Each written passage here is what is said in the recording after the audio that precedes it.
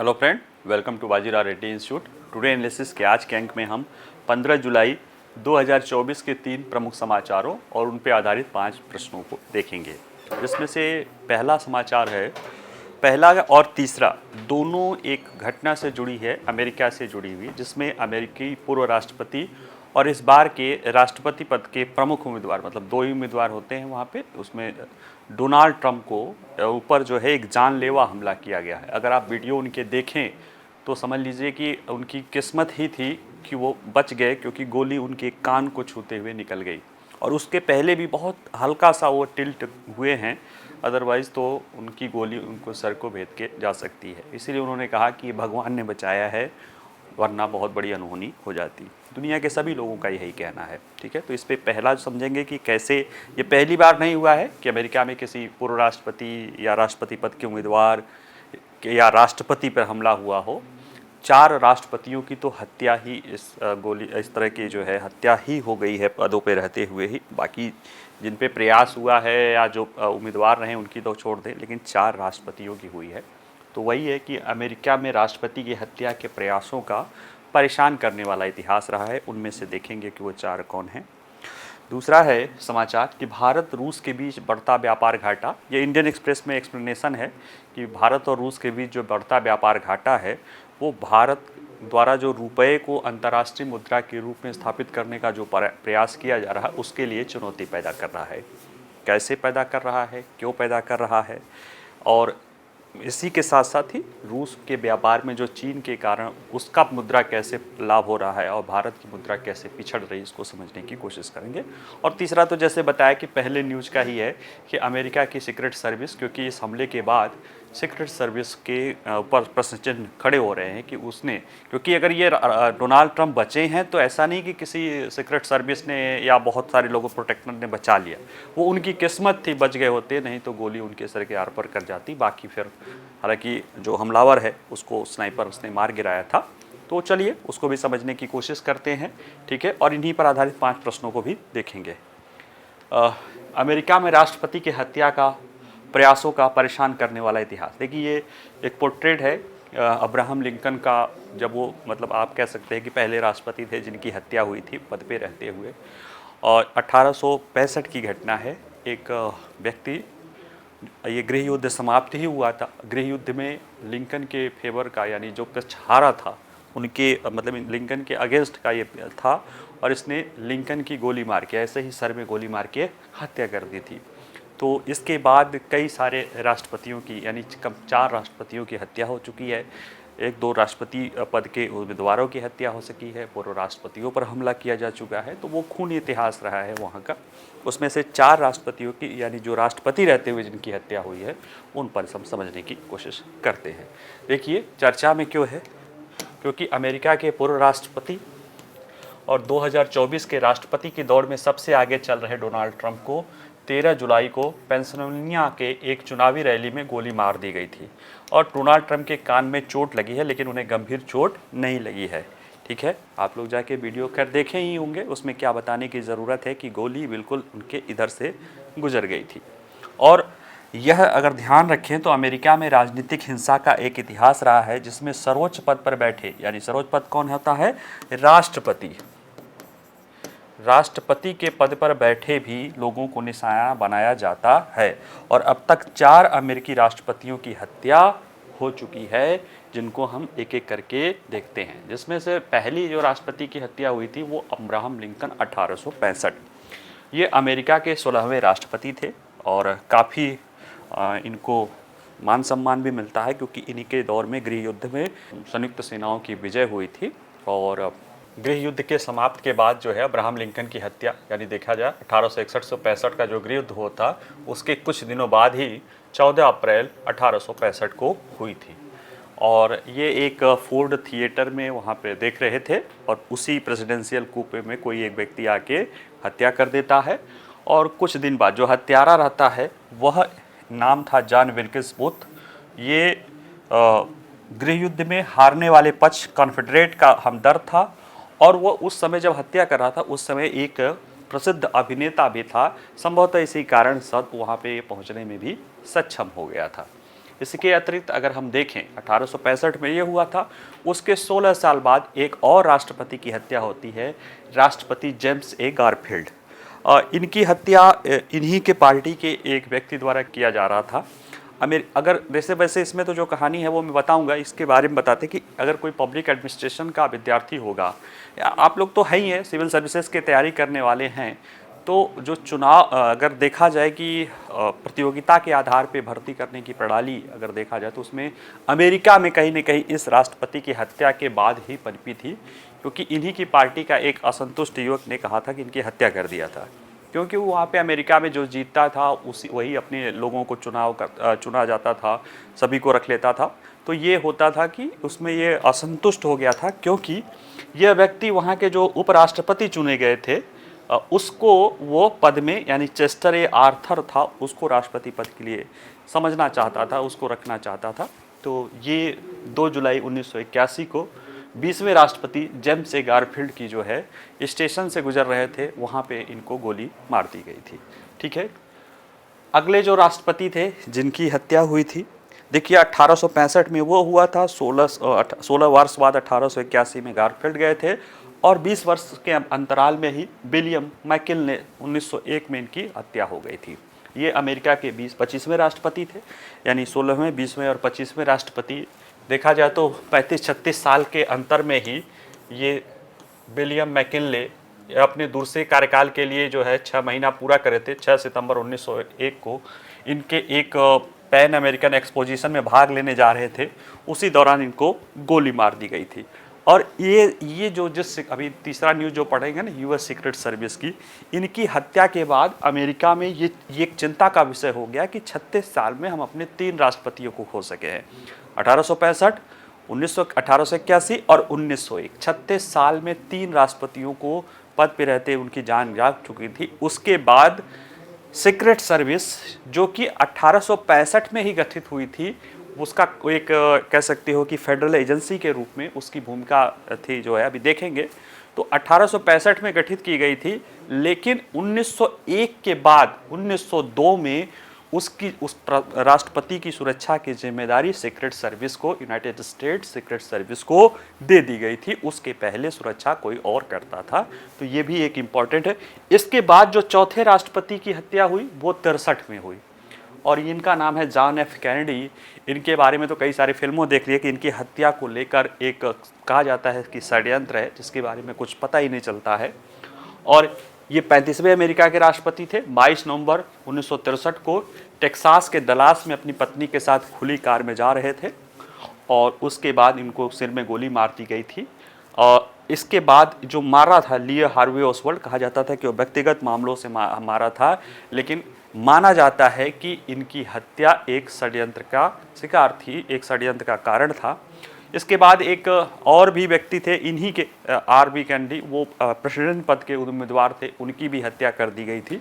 तो वो तो था ही, लेकिन ये 4 ऐसे लोग हैं, लिंकन, गारफील्ड, विंकन और ये जॉन एफ कैनेडी, जो कि राष्ट्रपति पद पे रहते हुए उनकी हत्या हो गई। यानी देखा जाए तो 1865 से 1963, 98 साल में ही 4 राष्ट्रपतियों की हत्या अमेरिका में हो गई। इसके अतिरिक्त कई सारे ऐसे पूर्व राष्ट्रपति हैं जिन पे हत्या पे प्रयास किया गया है, जिसमें आप इसके पहले अभी डोनाल्ड ट्रंप पे किया गया था, इसके पहले जो है जॉर्ज डब्ल्यू बुश पे भी हत्या का प्रयास किया गया था जब वो पूर्व राष्ट्रपति थे, और उसके पहले और बहुत सारे लोगों में होता रहा है। जो है क्या नाम है उनका, रूजवेल्ट पे हुआ है, विल्सन पे हुआ है, तो वो चलता रहा था इतिहास। लेकिन ये 4 राष्ट्रपति ऐसे हैं जिनकी हत्या हो गई थी अपने पद पे रहते हुए।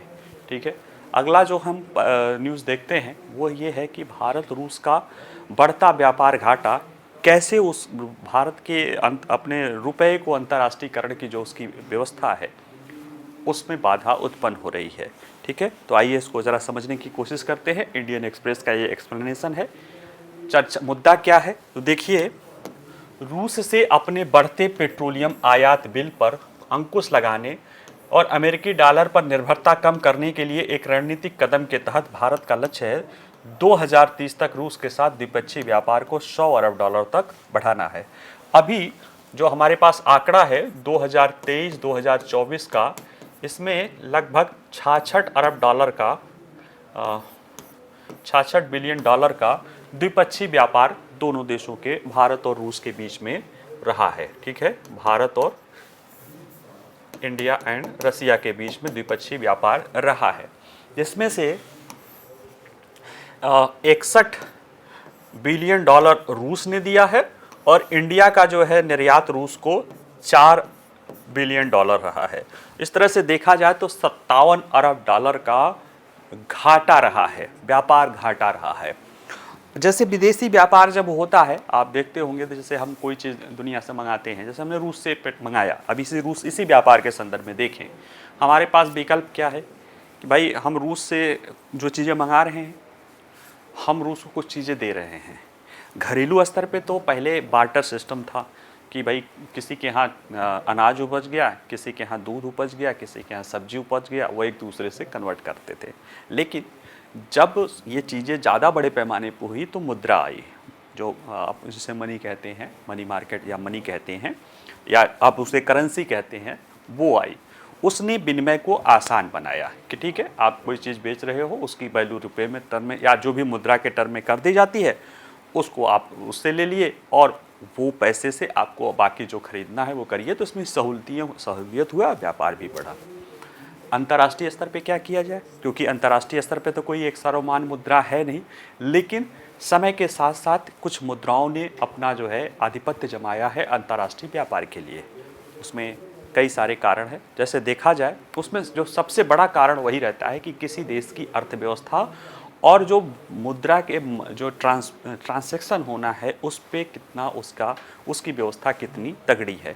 ऐसे मामले में डॉलर का एक तरह से आधिपत्य है, अमेरिकी डॉलर का आधिपत्य है, क्योंकि आप जो आंकड़े बताते हैं पिछले 3 वर्षों का, जो BIS के आंकड़ा 2022 का था, अमेरिकी मुद्रा 88% जो है व्यापार करती है। जो अंतर्राष्ट्रीय व्यापार होता है उसका 88% अमेरिकी मुद्रा में, यानी अमेरिकी डॉलर में होता है।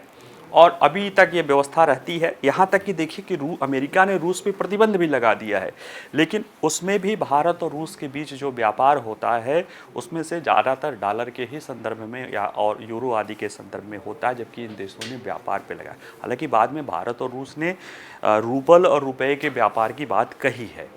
भारत कोशिश कर रहा है कि डॉलर के प्रभुत्व को कम करके रुपये को भी अंतर्राष्ट्रीय बनाया जाए, क्योंकि रुपये को खरीदने और इसके करने के कारण कई, एक तो चीज़ें महंगी होती है, दूसरे हमारी उस पर निर्भरता, और ऐसा नहीं कि डॉलर बहुत व्यापार हो रहा है तो उस बहुत मजबूत। अगर देखा जाए कई सारे लोग जहाँ बताते हैं कि डॉलर मुद्रा छापने के लिए जो एसेट रखी जाती है, सोना रखा जाता है, जो फिजिकल एसेट रखा जाता है, उसको लेकर भी चीज़ें बहुत सारी भ्रम में बनी हुई है।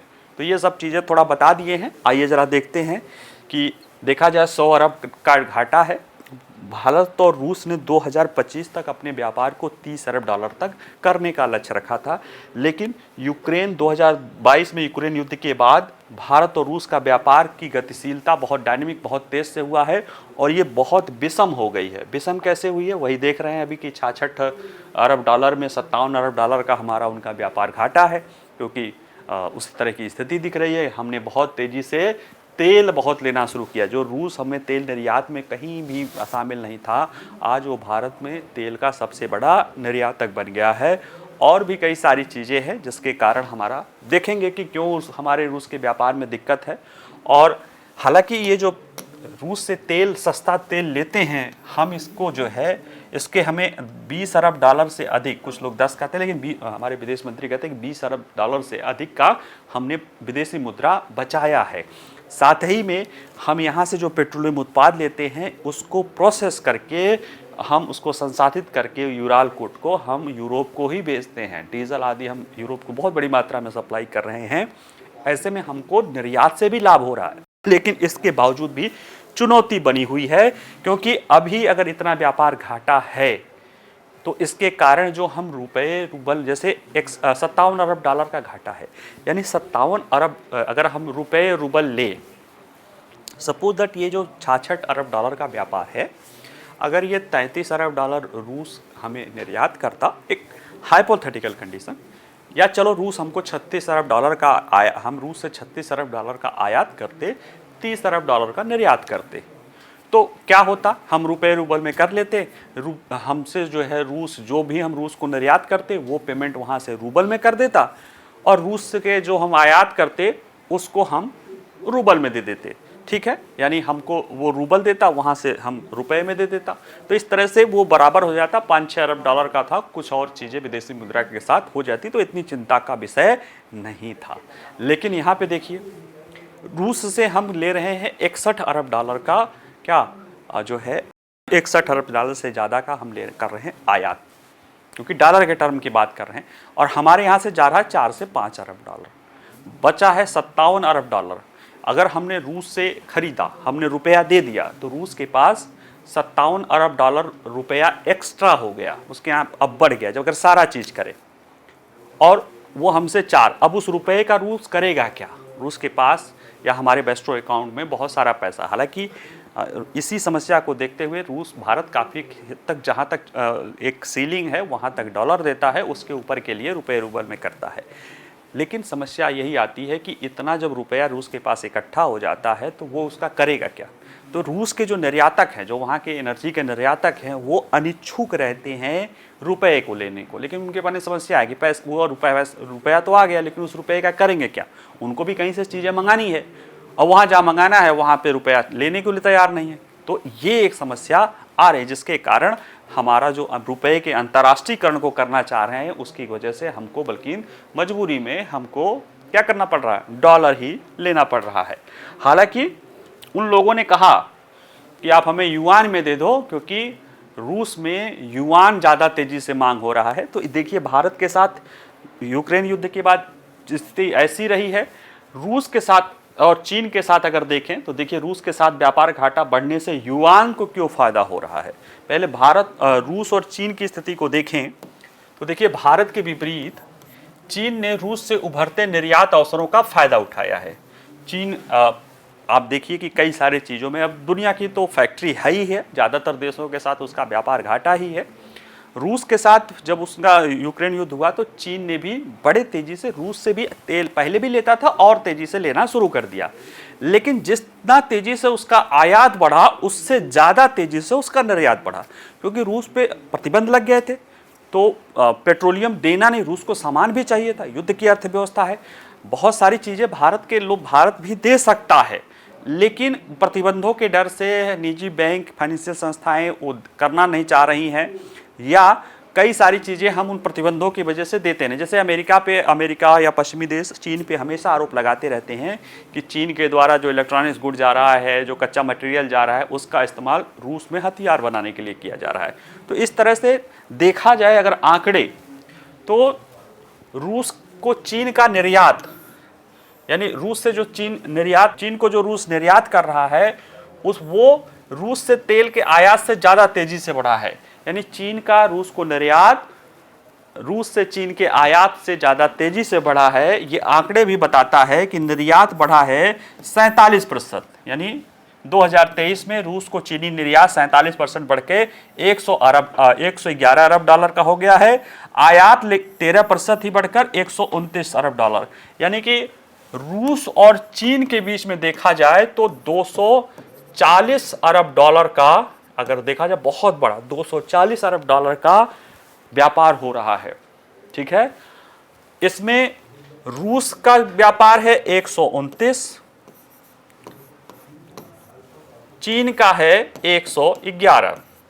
ठीक है, तो घाटा कितना आया? 18 अरब डॉलर का घाटा है, यानी इसमें से निकाल दे 129 में से 18, तो 118 अरब डॉलर का है, और उतना ही उसको विदेशी मुद्रा। यानी देखा जाए तो दोनों के व्यापार का, अगर अब जैसे युआन और रूस में हो तो ठीक है, चीन से रूस इतना 129 अरब डॉलर का मान लिया, रूस ने चीन को सामान भेजा, अब उसका पेमेंट उसने युआन में ले लिया। 111 अरब डॉलर का तो युआन मंगा ही लेगा भाई, अब चीन से जो लाएगा उसको दे देगा। कई सारे और ऐसे देश हैं जिनसे चीन के पास, जो चीन से ज़्यादा, जैसे भारत के संदर्भ में भी वो कह रहे हैं कि आप हमें युआन में दे दो। रशियन जो एक्सपोर्टर हैं वो कह रहे हैं हमें युआन में दे दो। क्यों? क्योंकि उनको फिर चीन से सामान मंगाने में आसानी हो जाएगी। अगर यही स्थिति भारत के संदर्भ में भी होती, भारत का भी लगभग व्यापार बराबर होता, तो ये दिक्कत नहीं, जैसे बताया ना कि अगर 33 होता, 36 होता, 30 होता तो बहुत ज़्यादा समस्या नहीं होती। इसलिए रूस की स्थिति बेहतर है, रूस में चीन की स्थिति बेहतर है, बल्कि इसको फायदे में है। देखा जाए तो भारत रूस व्यापार की तुलना में रूस चीन के बीच व्यापार अधिक संतुलित है, इसलिए घरेलू मुद्रा के उपयोग को वहां पे बढ़ावा मिल रहा है। रूसी सरकार ने कहा है कि चीन और रूस के बीच 95% व्यापार घरेलू मुद्रा में होता है, यानी उनको डॉलर की जरूरत ही नहीं है। इसलिए कोई उनको किसी फाइनेंशियल उनके ट्रांजैक्शन पे दिक्कत है, न उनको कोई उसमें जो है जो प्रतिबंध है उसकी ज़्यादा चिंता है। ठीक है, चीन की मुद्रा रूसी शेयर बाजार में सबसे अधिक मांग वाली मुद्रा बन गई है, यहाँ तक कि अमेरिकी डॉलर से भी अधिक। और रूस के तेल के निर्यातक भारतीय रिफाइनरियों से भी कह रहे हैं कि भाई आप हमें युआन में दे दो, लेकिन भारत ने स्ट्रिक्टली मना कर दिया है। उसके पीछे की भी वजह हम देखते हैं। तो देखिए, भारत रुपए को अंतर्राष्ट्रीयकरण कैसे कर सकता है। देखिए, भारत अमेरिकी डॉलर पर अपनी निर्भरता कम करने का लक्ष्य रखता है, ठीक है, लेकिन पड़ोसी देशों के साथ, अब जैसे भारत रूस के व्यापार में वो युआन मांग रहे हैं, अगर डॉलर की जगह कोई और मुद्रा चलाना होता, भारत में चीन का अच्छा संबंध रहता, तो भारत क्या कहता, चीन की मुद्रा को जो है करके वहां से चला देता। लेकिन हमारा चीन के साथ तनाव है, इसलिए भारत युआन को कभी भी अंतर्राष्ट्रीय मुद्रा की तरफ स्वीकार नहीं करेगा। वो कहेगा ठीक है हम डॉलर कर लेंगे और विदेशी मुद्रा कर लेंगे, हम युआन नहीं करेंगे। ठीक है, उसको निपटने के लिए भारत ने जुलाई 2022 में रिजर्व बैंक इंडिया ने व्यापार निपटान के लिए रूबल रुपए की भी बात की थी, वेस्ट्रो अकाउंट भी खोले गए थे, लेकिन इसके बावजूद भी चुनौती बनी हुई है। उसमें देखिए, वित्त वर्ष 2022-23 के आर्थिक सर्वेक्षण में कहा था कि व्यापार चलाने के लिए अधिक से अधिक उपयोग किए जाने की आवश्यकता है, किसमें, रुपए को। हालांकि अभी कतर से भी हुआ है, भारत प्रयास लगातार कर रहा है कि रुपए को अंतर्राष्ट्रीय मुद्रा के बनाने का प्रयत्न किया जाए। 2022 में एक BIS banking of international settlement का एक त्रिवार्षिक सर्वेक्षण आया था 2022 में। उसमें कहा था कि अमेरिकी डॉलर प्रमुख मुद्रा है जिसके तहत व्यापार होता है, 88% है, और बाकी रुपया की बात किया जाए तो केवल 1.6% अंतर्राष्ट्रीय व्यापार में इसका उपयोग होता है।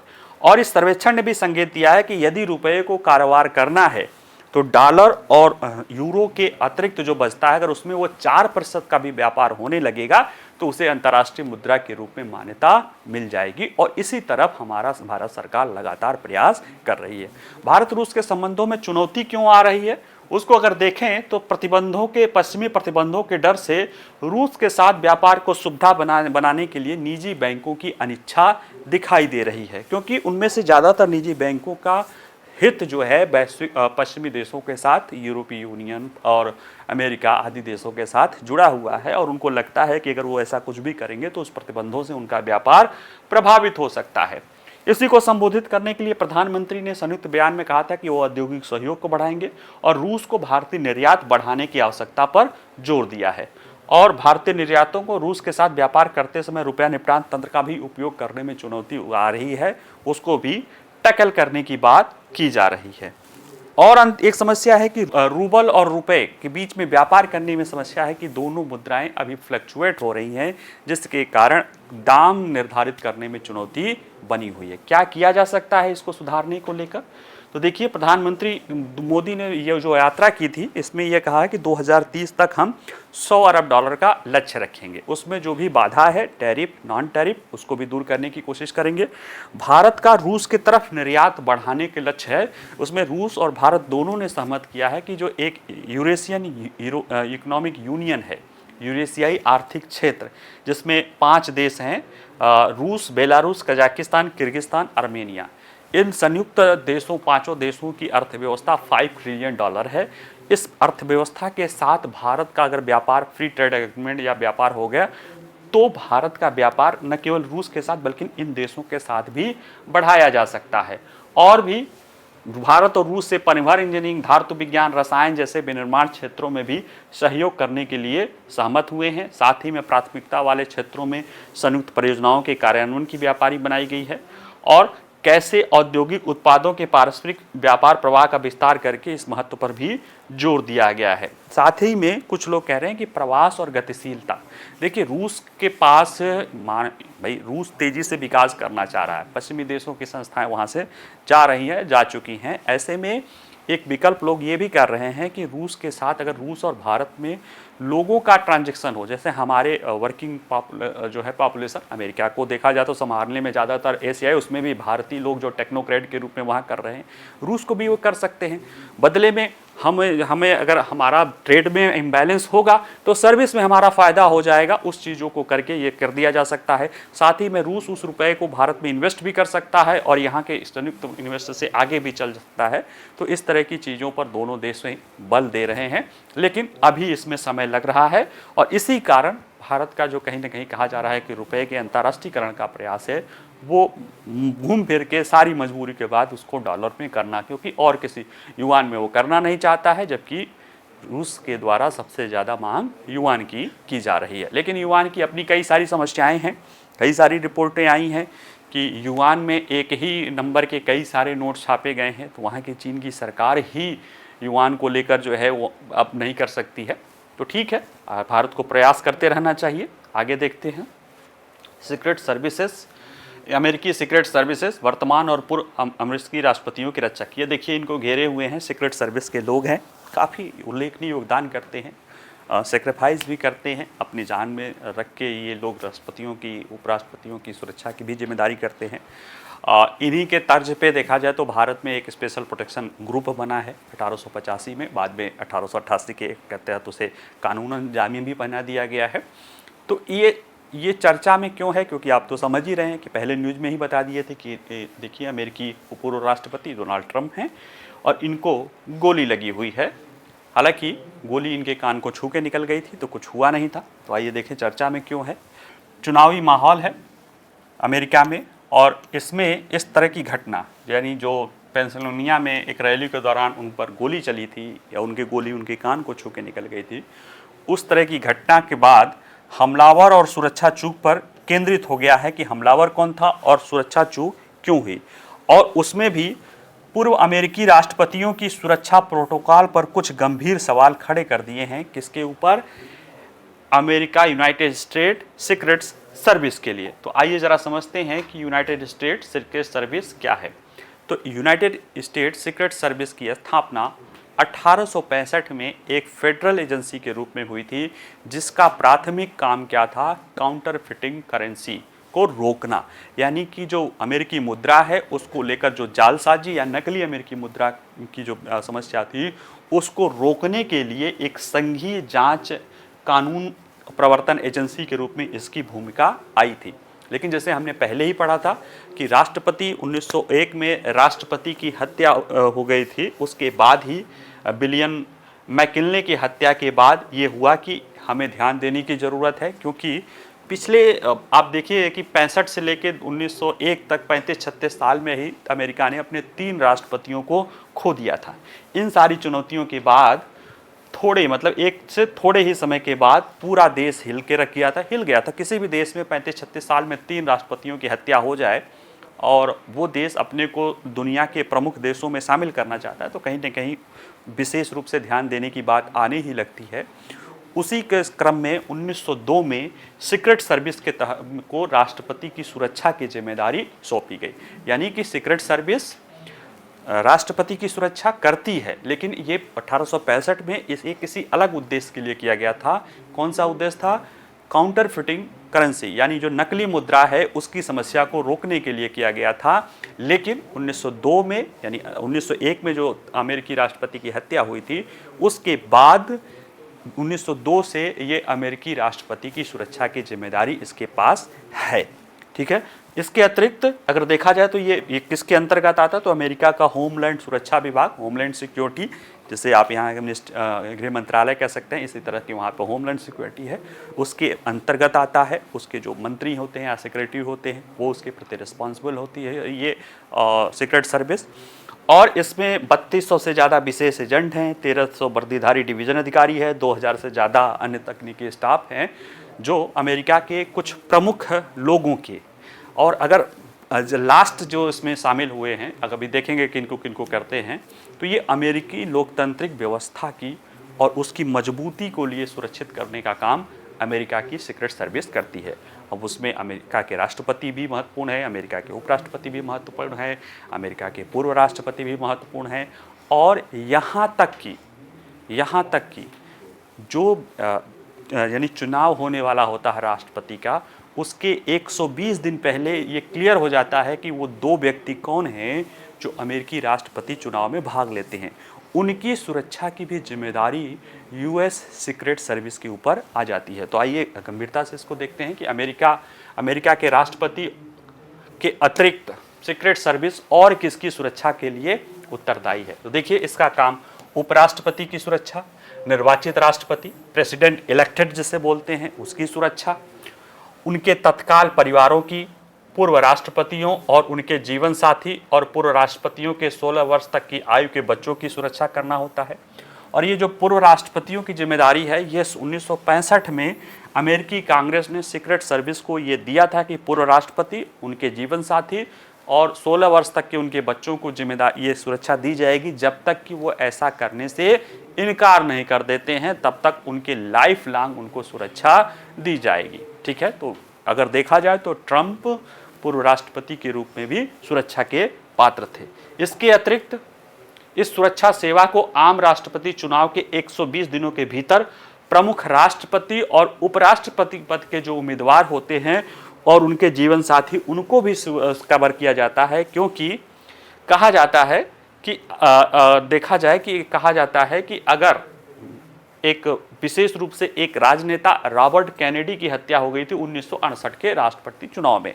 ये डेमोक्रेट पार्टी के उम्मीदवार थे और इनकी ये माना जाता था कि ये विजेता हो सकते थे, यानी ये लग रहा था कि यही जीत जाएंगे, लेकिन उनकी हत्या हो गई थी। तो उस समस्या को कि भाई जो राष्ट्रपति जीतने वाला है उसकी हत्या ही कर दो, तो ये कहीं ना कहीं क्या है, देखिए, यह लोकतांत्रिक प्रक्रिया की सत्यनिष्ठा और सरकार की निरंतरता को बनाए रखने के लिए इसमें फिर यह ध्यान दिया गया कि जो 120 दिन राष्ट्रपति और उपराष्ट्रपति के जो प्रमुख उम्मीदवार हैं 120 दिन पहले, यानी इस बार देखा जाए तो 5 नवंबर को वहाँ पे चुनाव है, तो अभी तय ही हो गया है।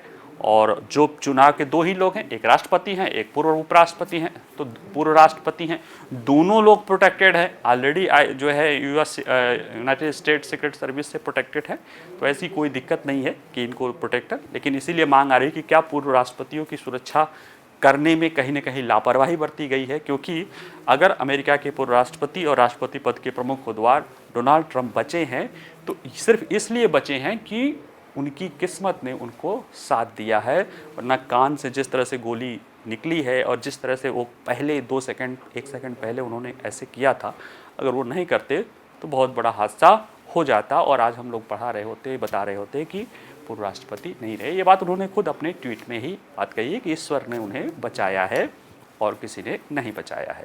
ठीक है, भारत के संदर्भ में देखा जाए तो भारत में भी हमारा जो स्पेशल प्रोटेक्शन ग्रुप है एसपीजी, जो पहले जब गठित किया गया था तो प्रधानमंत्री, पूर्व प्रधानमंत्री, उनके परिवार के सदस्यों को किया गया है, लेकिन 2019 के बाद इसमें स्पेशलाइजर लाने के लिए जो है केवल प्रधानमंत्री को इसके दायरे में रखा गया है। तो इस समय भारत में एकमात्र स्पेशल प्रोटेक्शन ग्रुप के तहत प्रोटेक्टी प्रधानमंत्री नरेंद्र मोदी हैं। बाकी और जो लोग हैं उनको एनएसजी के तहत एडवांस सिक्योरिटी लाइजनिंग के साथ दिया गया है, उसमें अलग अलग लोग हैं। लेकिन इसकी स्थापना का जो गठन हुआ है वो कहीं ना कहीं इंदिरा गांधी के बाद एक ग्रुप बना था, उसके बाद और भी चीज़ें देखते देखते 1985 में इसे लाया गया था और 88 में एक एसपीजी एक्ट के तहत इसे और मजबूत किया गया है। तो ये भी उसी तरह की भूमिका निभाता है जो सीक्रेट सर्विस निभाता है। ठीक है, चलिए आज के लिए हम इतना ही देखते हैं, प्रश्नों को देख लेते हैं। तो अमेरिका में राष्ट्रपतियों की हत्या से जुड़े इतिहास के संदर्भ में निम्नलिखित कथनों पर विचार कीजिए। अमेरिका में अब तक 5 राष्ट्रपतियों की हत्या उनके कार्यकाल के दौरान हुई थी। आखिरी अमेरिकी राष्ट्रपति जिनकी हत्या की गई वे 35वें राष्ट्रपति जॉन एफ कैनेडी थे। इसके आधार पर सिंपल है, थोड़ा सा ध्यान से देखेंगे तो जरूर कर लेंगे, नहीं ध्यान से देखेंगे तो गलती हो जाएगी। दूसरा है, हालिया रूस चीन द्विपक्षीय व्यापार के आंकड़ों के संदर्भ में निम्नलिखित कथनों में से कौन सा से कथन सही हैं। भारत के विपरीत चीन ने रूस में उभरते निर्यात अवसरों का फायदा उठाया है। दूसरा है, रूस को चीन के निर्यात की अपेक्षा रूस से चीन का आयात तेजी से बढ़ा है। वर्ष 2023 में रूस चीन द्विपक्षीय व्यापार में चीन का व्यापार अधिशेष था। उपयुक्त सभी कथन सही हैं, तो ये आप 4 विकल्प में से आप उनसे किसी को चुनना है। तीसरा है, हाल के समय में भारत रूस के बीच बढ़ते व्यापार घाटे की चुनौती के संदर्भ में निम्नलिखित कथनों पर विचार कीजिए। 2022 में यूक्रेन युद्ध की शुरुआत के बाद से रूस तेजी से भारत का शीर्ष तेल आपूर्तिकर्ता बन गया है, लेकिन रूस को भारतीय निर्यात संघर्ष कर रहा है। ठीक है, इस बढ़ते व्यापार घाटा को संतुलित करने के रणनीति के क्रम में 2030 तक एक $100 अरब के द्विपक्षीय व्यापार का लक्ष्य तय किया गया है और इसके आधार पर इन 4 विकल्पों में से हमें चुनना है, केवल एक, केवल दो, एक और दो, दोनों उपयुक्त में से कोई नहीं। चौथा है, BIS banking of international settlement के त्रिवार्षिक केंद्रीय बैंक सर्वेक्षण 2022 के अनुसार भारतीय रुपया वैश्विक विदेशी मुद्रा कारोबार का कितना प्रतिशत हिस्सा है? 12%, 7.6%, 4%, 1.6%। ठीक है, अंतिम प्रश्न है कि चर्चा में रहे अमेरिकी सीक्रेट सर्विस के संदर्भ में निम्नलिखित कथनों पर विचार कीजिए। राष्ट्रपति अब्राहम लिंकन की हत्या के तुरंत बाद सीक्रेट सर्विस की स्थापना 1865 में राष्ट्रपति की विशेष सुरक्षा इकाई के रूप में की गई थी।